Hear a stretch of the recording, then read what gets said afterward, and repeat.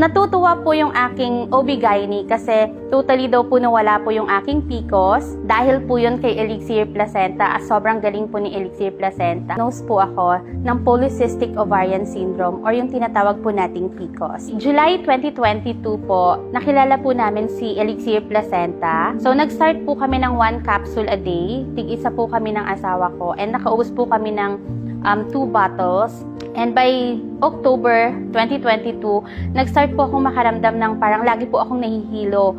So, akala ko noon parang baka anemic lang ako. So, nagpa-check po ako sa laboratory. And then, while nandun po sa laboratory, naisip ko, pwede kayang magpa-serum pregnancy test na din po ako. Kasi ito yung mas mabilis na way para malaman ko kung buntis na talaga ako. Pag uwi ko ng bahay, chinek ko yung email ko.